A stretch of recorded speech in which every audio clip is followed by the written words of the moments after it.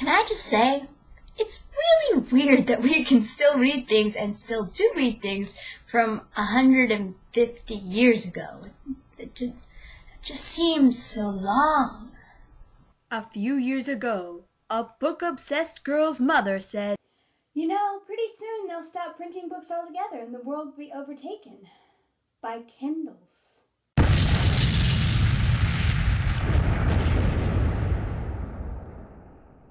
This girl, terrified by the prospect, took to Amazon to buy a physical copy of all her favorite books. The result? A bookshelf filled with the best books ever written, most of which without a single crack in the backing. Unacceptable? Absolutely. Thus begins a year-long mission to read and review every single one in alphabetical order. Is she crazy? Probably. This is the Favorite Book Project 2015.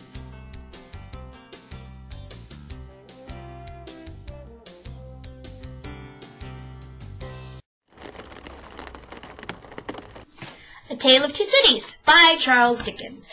This book was published in a magazine called All Year Round in 31 different installments. And all of the Dickens books that I know of were published in magazines. Since then, this book in particular has been made into numerous movies and TV shows, even an opera. But oddly enough, it has not been adapted since the 1980s. I'm not sure why. It's just a thing. And Dickens has written a lot of novels, of course. Like Little Dorrit is one of them, Oliver Twist, Great Expectations. Basically, any school that you go to, Dickens is probably going to be on the reading list at some point. And it just seems like Dickens is always it's always a writer that people are like, you have to read Dickens.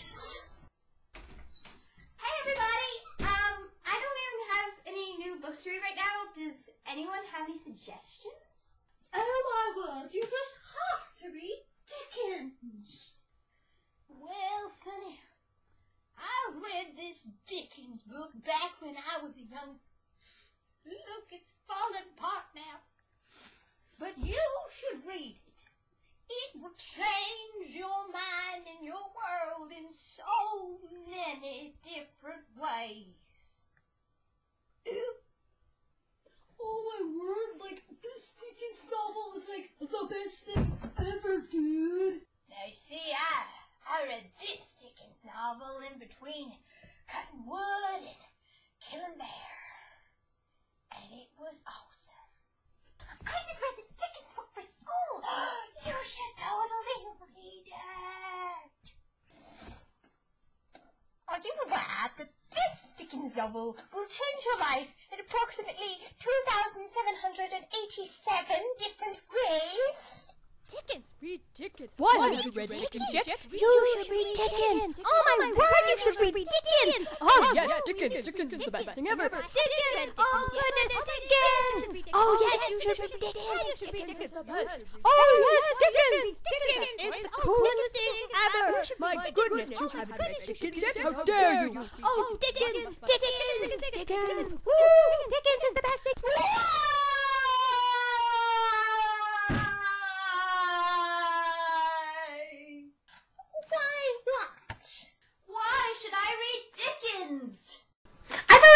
I volunteer to answer.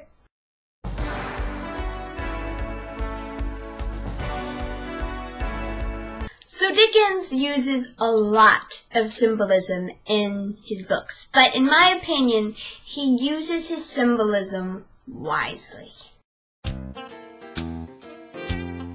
You know what I was just thinking about?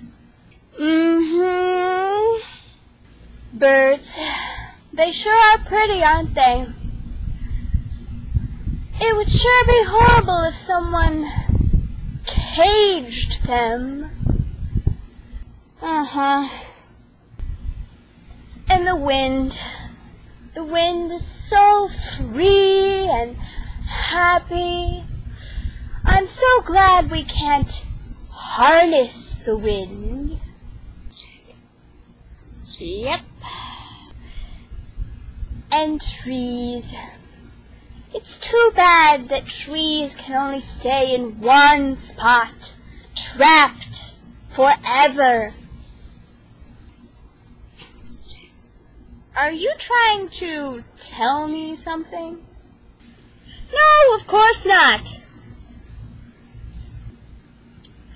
And that slide over there, it's nailed down. It'll never be free. And the moss, and the pond scum. Yeah, look, it's so sad. And do you remember that desert we went to last week? And how I said that those cacti would never be able to experience what life is like in a place that gets rain? I remember that. Just because you have me chained up, it doesn't mean that you... First of all, Dickens doesn't leave dangling symbols. Now, when I mean a dangling symbol, he always, when he's going to use a symbol, he bangs it into your head. Like, he says it over and over and over again. So that when the thing that it was foreshadowing or symbolizing comes up, you're like, duh, that's what it was for. So that way you don't forget the symbol, and the symbol actually ends up making sense. The other thing that he does is that he explains his symbols. Symbols for him are an intricate part of his story, and he's not going to leave it up to you to just kind of figure out what it is. He always makes a reference to the symbol in a way that you're going to understand what it means later. For instance, in this story, A Tale of Two Cities, there is a house that our main family is living in, and when it rains on this house, they think it sounds like little footsteps. But instead of just kind of saying, and it rained on the house, and it sounded like footsteps, he has the main character outright say, when I hear all of the sounds of the little footsteps that are rain droplets, but are actually footsteps, they sound like footsteps, when I hear that, I think of all of the people coming in and out of our lives, and how that might affect us in the future. And then the other guy says, do you think there will be that many people coming in and out of our lives? And in the end, there are tons of people. Like, the ending of the book is influenced by thousands of people. Therefore, the symbolism makes sense. You're able to connect that with the ending because of what she said and what he said. And so, it just makes sense, and it's also well-rounded, and it makes me happy. The last thing that I really enjoyed and noticed particularly in this book, I'm not sure if the rest of the books follow this pattern, but in this book I particularly noticed it, was that in the beginning of the chapters, when he's describing the scene, you know how authors, they, tell us about the house, or the field, or the street, or wherever they are, the main characters are. When Dickens describes where they are, it always connects specifically to the mindset of the characters that are there. For instance, when you go to France in A Tale of Two Cities, the first time, I think this is the first time you're introduced to France, there has been a wine spill in the street. Like a barrel of wine has fallen over, and there's wine just pouring out, and all of the poor people are so happy, and they're like lapping the wine off of the street. And so you get this overall picture of their mindset of how like poor they are because they're lapping wine off of the ditches in the dirty street. He talks about how like they probably there was an intake of other things, and he talks about how in that moment they were like rejoicing and celebrating together, but normally they're kind of like off in their separate lives and they don't really talk to each other. So he uses the setting and what's going on in the setting to describe to you how the characters are feeling and the mindset and the worldview of the characters, which is brilliant because a lot of times setting though good, I love settings, are not used to their full advantage in that way, and I love the way that he uses his settings. Dickens is a guy who consistently uses his platform and his excellent writing style to show the plight of the less fortunate. For instance, Little Dorrit showed kind of the flaws of the debtor's prison system. And then you have Oliver Twist, which is about orphans, Great Expectations, which is about how the poor really want to better themselves but are kept down by a system that keeps them down. And so he always uses his writing to make a point and to help you understand something that maybe you didn't before. And I find that extremely admirable. I love Dickens' humor. Dickens's humor is so kind of random. He's often satirical, especially of politics and the government. But there's just like little random things in there that are just like, you don't really know why they're there. For instance, I'm going to read just like a paragraph right quick. The stone faces on the outer walls stared blindly at the black night for 3 heavy hours. For 3 heavy hours the horses in the stables rattled at their racks, the dogs barked, and the owl made a noise with very little resemblance in it to the noise conventionally assigned to the owl by men poets. But it is the obstinate custom of such creatures hardly ever to say what is set down for them. And that's all he ever talks about owls. Why did he make that comment? I have no idea. But there it is. Lastly, the infamous Dickens plot twist. Now, something with Dickens is that he always has what you think are too many characters. There are just so many of them. But the thing is that at the end, like, I can't estimate, like, maybe 3/4, maybe 5/6 of the way through the book, it's just near the end. All of a sudden, something is revealed that makes the characters that you thought weren't really important, suddenly they become extremely important. Like, everything suddenly connects, and people find out that they're like family, or they have secret histories, and all sorts of weird stuff happens, and you're like, it's so cool. And I don't know how he does it, and it's completely unpredictable. You have no idea that it's coming, or when it's coming, and it's just so cool, and it makes me happy. So Dickens has this legacy of balancing humor and drama with this, like, important message that needs to be told. And I've read quite a few of his books, and also another thing I would recommend is watching the BBC takes on them, because the BBC always does everything wonderfully.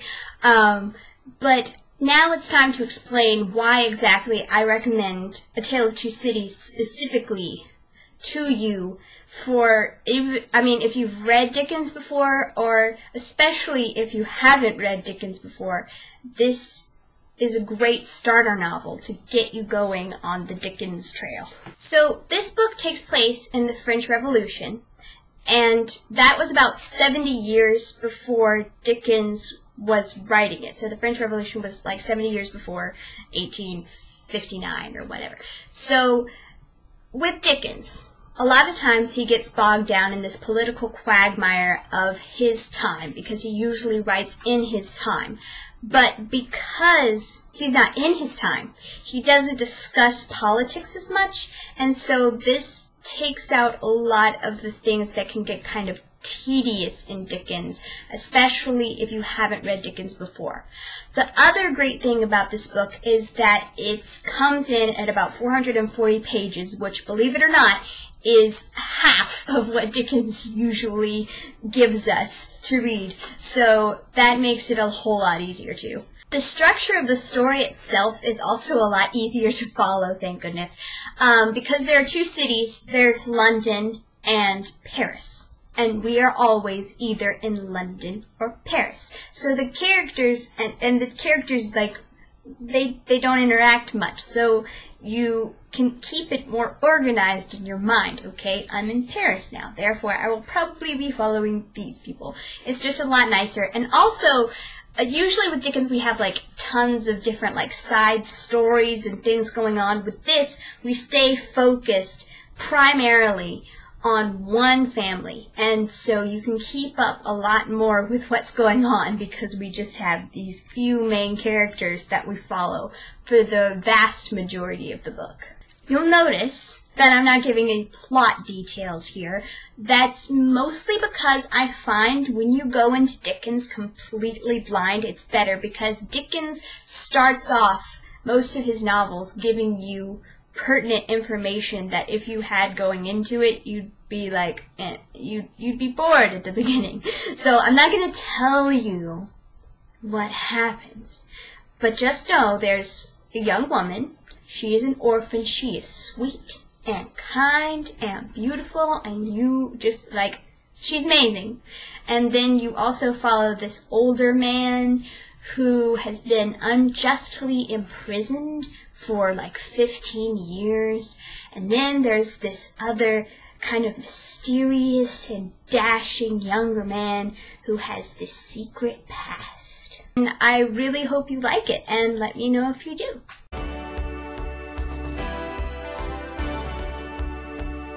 Talking points. Man, that last like 100 pages is just like a whirlwind of everything all happening at once. I love it. I just kind of want y'all to tell me what you think of the ending. Do you like it? Do you dislike it? I think it's awesome. Y'all may not think it's awesome. And next week's book. This is one of my favorite books. Can you see who it's by? See if you can figure it out. This one's very, very tricky because they didn't put the whole, I can't show you the first word because they didn't put the whole thing on here. Like, but the picture will give you a clue. And also that the author doesn't normally go by this name. So it's a super tricky one this week, but I can't wait to show it to you. I can't wait to review it. It's going to be so much fun. Bye-bye!